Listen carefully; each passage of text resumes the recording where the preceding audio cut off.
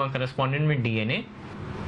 Basically, our first question is that how disappointed are you with your with the visa denial to UK and Canada for your recent speeches or the recent lectures that were supposed to be conducted?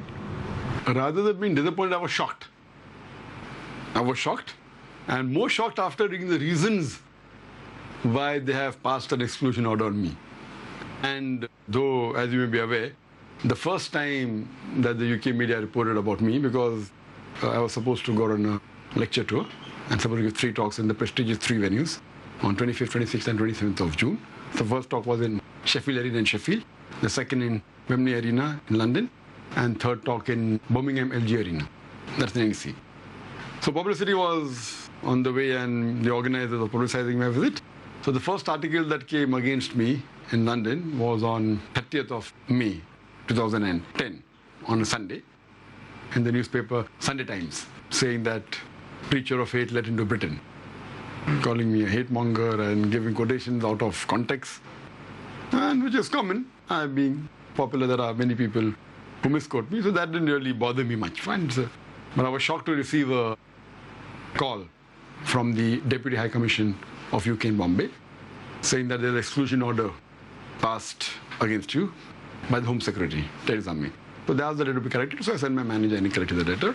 And when I found the reasons, that they said that your coming to UK is not conducive, or it's not appropriate, it's not good for the people of UK.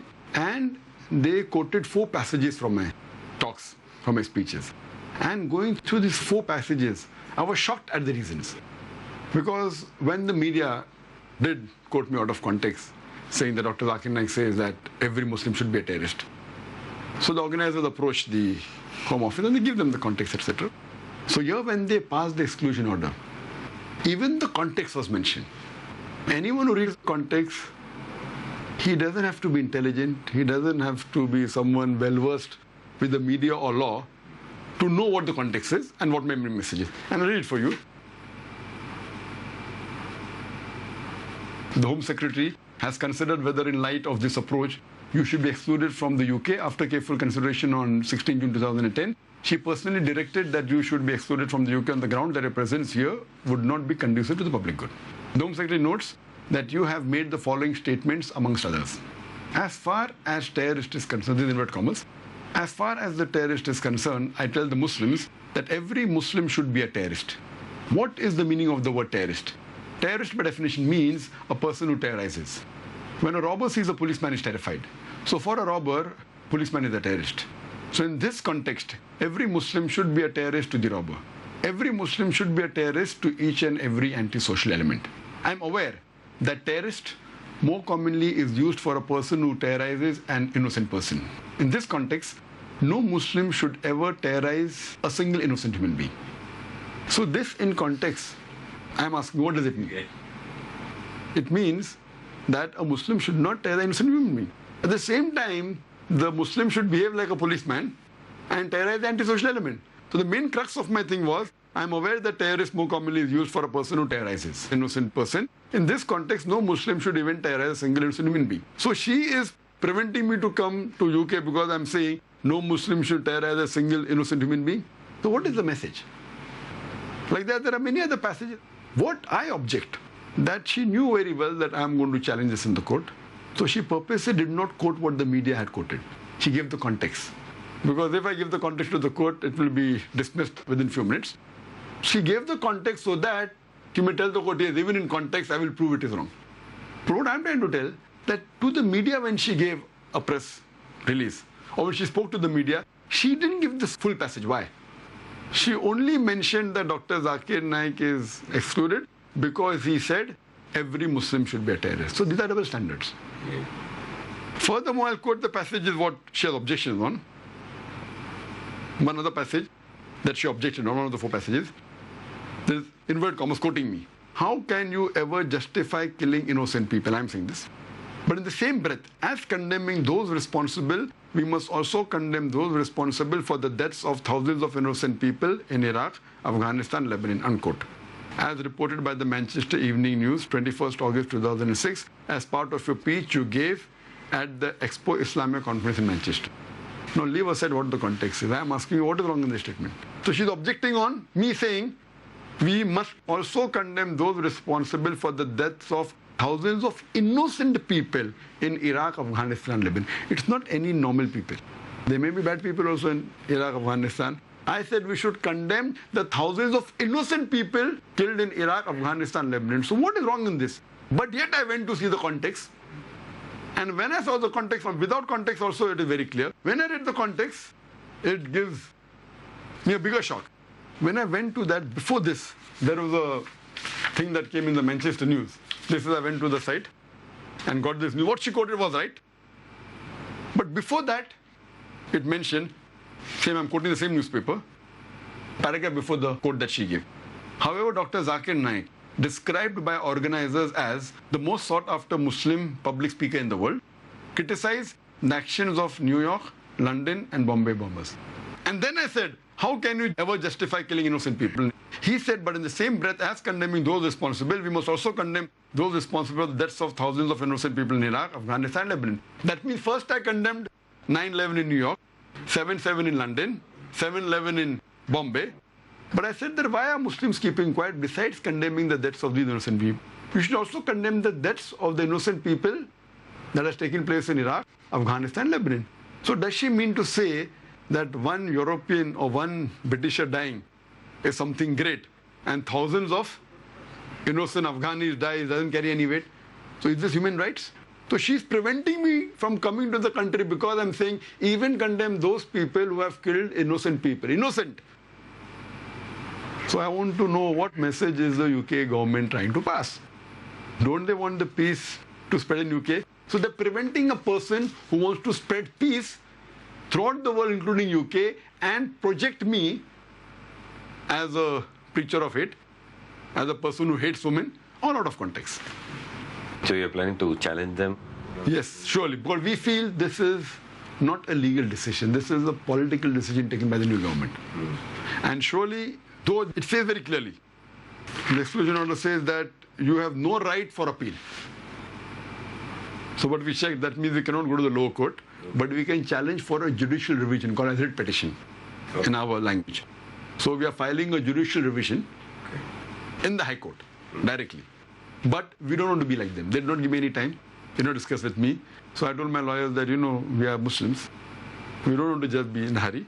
So yesterday evening, my lawyers gave them a notice to the Home Secretary as well as to the Deputy High Commission that your reason for banning is illogical, unreasonable, blah, blah, blah, blah, blah, and various reasons. And they said clearly that these evidences that you say are all of 2006 and before that. And your visa was of 2008, given in 15th of July 2008, 2 years after this event took place. So after this event took place, 2 years later you gave the visa, and now you are saying that you want to review and you're cancelling the visa which was a 5 years visa given, valid for another 3 years till 2013. So it's an unjust decision. So to avoid that, what they did, they wrote in this letter that we have been thinking since 3 years. So that, they know I'm going to go to the court. They know my talks, they know me very well, they know that I'm a messenger of peace, they know very well. But they know I'm going to the court. So to prevent embarrassment, they made a last clause. What they said? This is the original letter. There is no right of appeal against the Home Secretary decision to exclude you from the United Kingdom. The decision is reviewed after no later than 3 years. On the basis of exclusion, your visit has been revoked. How long was your visa for? 5 years, 2008. That means they have been guided with the legal team that don't quote out of context, tomorrow you'll be challenged. So they give the context.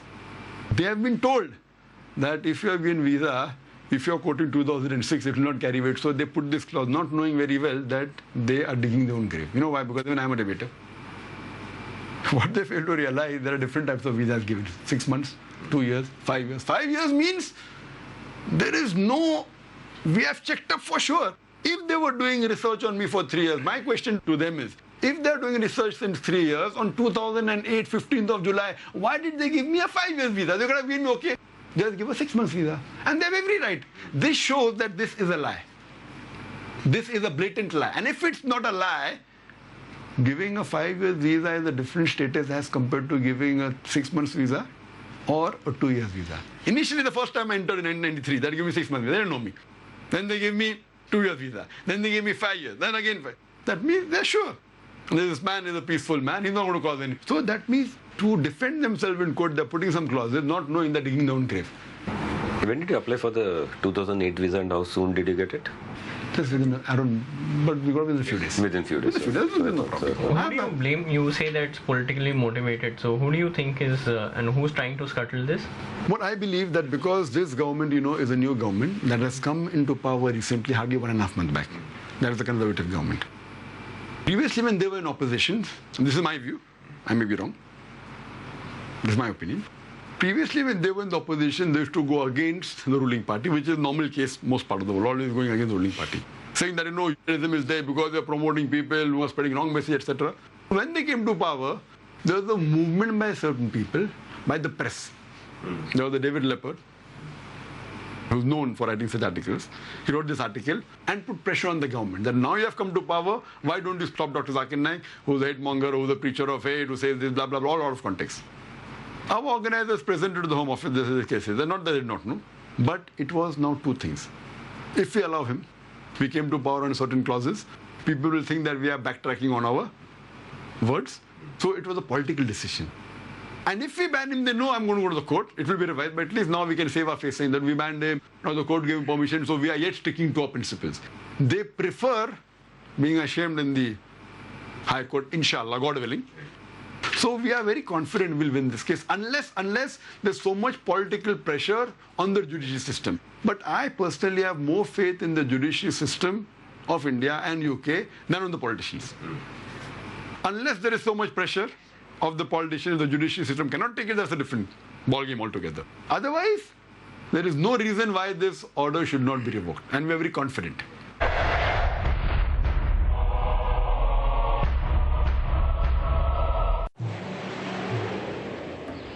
A friendly message by Dr. Zakir. Win over your enemy.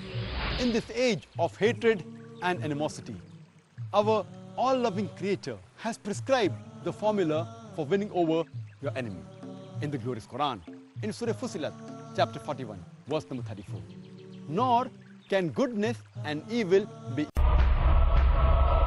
What about Canada? Why do you think that they just followed suit? See, Canada, we received a call from the Canadian embassy. I forgot the name of the person, saying that, please don't travel, your visa has been cancelled. I said, go and phone and ask them again, what is the reason? When we again phone, no one is picking up that phone call. Now, whether it's a hoax, we don't know. Because when we are calling that number again, no one is picking up. It may be, may not be, but only verbally we were told. So, officially, there's a difference between cancelling a visa and there's a difference between exclusion order. So, no exclusion order, no ban so far. But verbally we were told. But I told my manager, ask them what the reason is. Because this was given last year. It is more stronger. How many, Last year, how many years? 5 years. Again. I applied for tourist visa, they gave me a worker visa. So I'm wondering, what is this worker visa? So while entering the country, I asked them that why have you all given me a worker visa when I applied for a normal visa? So I told them I'm going for a conference. I never hide the reasons why I'm going for. Last year in July 2009, I had gone to attend a conference on Journey of Faith. And same conference I'm going this time. But when I applied for a normal visa, they gave me a worker visa. Then they don't know worker visas carry more weight. I'm not going to work there. But then someone told me there that worker visas carry more weight. It is more powerful than a visitor's visa. 5 years there also. Previously, they gave me 6 months visa. This is the first time the Canadian government is giving me a worker's visa for 5 years. Of their own volition, not that you applied for. I didn't You just apply applied for for it. tourists. So I was objecting, why did you give? I don't want to work there. No, this carries more weight. So you applied for what, 1 year? No. No, general tourist. General tourist. No year, They have the nothing. option. They have the I've option. seen, I've been to Canada so many times, so sometimes they feel like, bar aata hai. Like you say, that do you want a 5 years? I said, no problem. Fine, you may have to pay a little bit more fee, no problem. What I applied for 5 years or 2 years, I don't know. But I didn't apply for a worker visa. What kind of visa do you have for US? US are normal, same tourist visa. No, 10 years. 10 Because years. 10 years you got. The US visa I applied in 2002.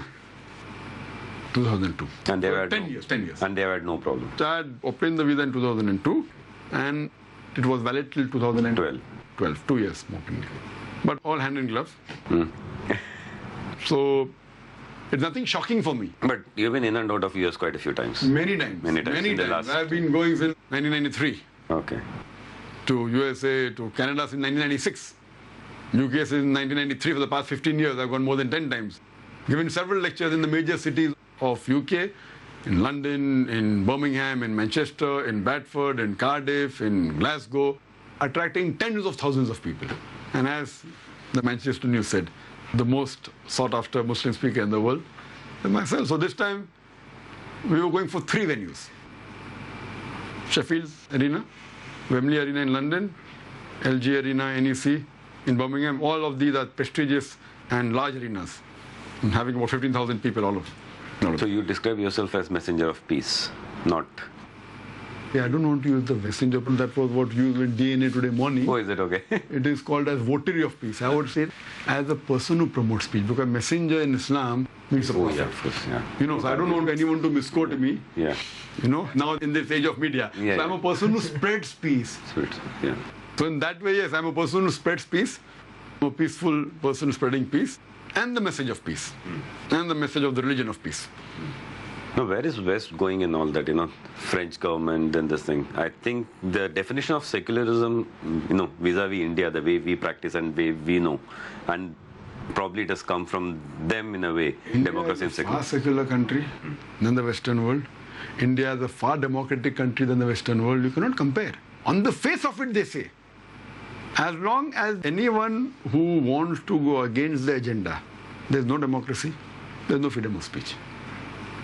And there's more of Islamophobia. Because today, Islam is the fastest growing religion in the world, even in the Western countries. The fastest growing religion in USA is Islam. The fastest growing religion in Europe is Islam. The fastest growing religion in UK is Islam. So it's more of an Islamophobia. And I feel that knowing that the person who attracts the maximum crowd in the world, in India when I give talks, there are hundreds of thousands of people attending. When I go abroad, tens of thousands of people, 10,000, 20,000, 30,000, 50,000. I was in Colombo just a few weeks back, 50,000 people, a non-Muslim country, 50,000 people for a talk. And in my audience, more than 25% are non-Muslim. World over. World Okay. World over. Okay. Fine, there may be certain occasions where the Muslims have kept a ticket and the non-Muslim may be less. But as a general, when we have in India, more than 25%, sometimes 35%. Sometimes a program exclusively for non-Muslim, that's different, 100%. But in the large gathering that we have, in most parts of the world, especially in India, more than 25% of the audience is non-Muslim. And even on the channel Peace TV, it is one of the unique religious channels where the viewers, more than 25%, are not belonging to that faith. Because my answers, I being a medical doctor by profession, coming from a medical background, coming from a scientific background, answering any question is easy. Answering convincingly is difficult. So I've been known as replying to the allegations against Islam and removing misconceptions about Islam with reason, logic and science. And with the comparative approach, quoting other scriptures. I believe more in talking about similarities rather than differences. So that's my specialty. And I quote scriptures, Bible, Bhagavad Gita, Veda, Quran, Hadith, but with references. So that gives irrefutable proof. But what they do, they cut paste my talks, put on the YouTube. How can a YouTube clipping be proof for any intelligent government? What I'm trying to say, I have been called by various different countries of the world. I have been called by heads of states, by many countries of the world, by the presidents, by the prime ministers, by the kings, by the sheikhs, by the rulers, and even Muslim and non-Muslims. I have met high official government officials, not only in India, but wherever I travel. So is the UK government trying to say that their intelligence is superior than all the other intelligence, and all the other countries are calling a person who promotes terror? What message are they trying to convey? I think it's a political agenda. And they really don't like the true message of Islam, true message of peace being spread in UK. This fastest growing religion, it's...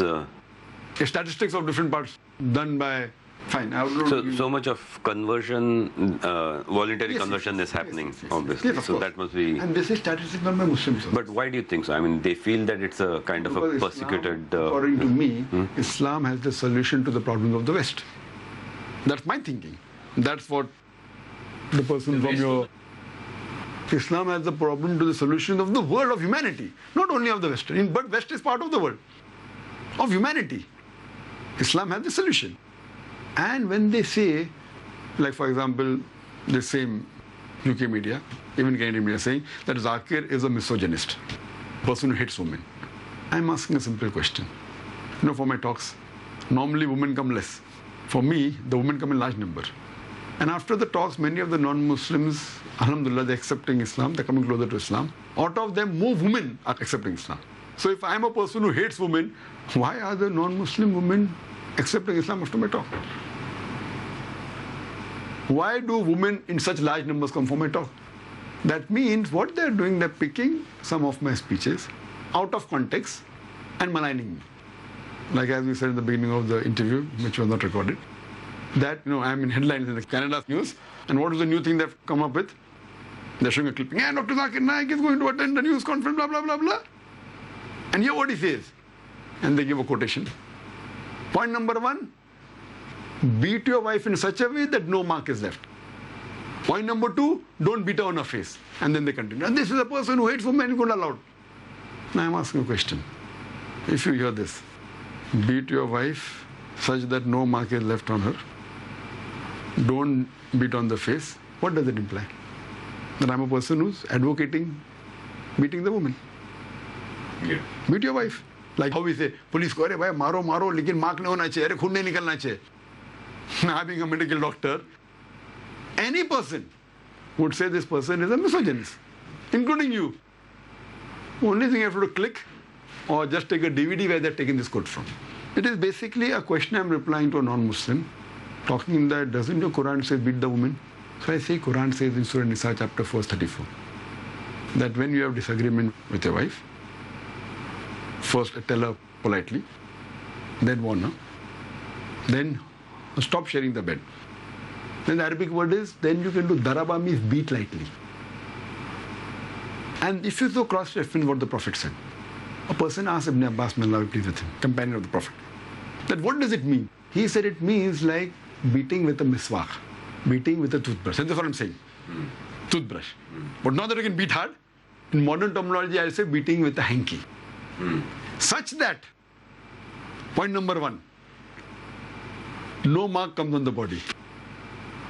And you should not beat on the face. That means even if you beat with a handkerchief or with a toothbrush, beat in such a way that no mark comes. So if you read in context, but I say that now toothbrush also some are hard. So I said I would use today's terminology, handkerchief. Quoting part of my answer, but out of context. Now I am asking you, if I am saying the Quran says beat lightly, means it's a symbolic beating. Such that with a toothbrush, such that no mark is left on the body, such that you should not beat on the face. Now I am asking you, am I telling the people to beat the wives? If you have disagreement, even if you have to beat her symbolically. But in the modern context, and particularly women, could say that, do we have that liberty to do the same? Yes, that is the question that is asked to me. What I am saying, don't do that because, God has made the man more stronger. If you use symbolic that way, then you may get retaliation. So I tell them, don't do that symbolic. Yes, you can protest other ways. But not this way, because if you do that, because, as the Quran says in the starting of the same verse, that man is the support of the woman. Because God has given more power to man as compared to women in terms of muscle power. But that doesn't mean that man is superior. Because Quran says in Surah Baqarah chapter 228, that women have the same rights as those against men on terms equitable. But the men have a degree of advantage, that means they have to be responsible in protecting and supporting the women.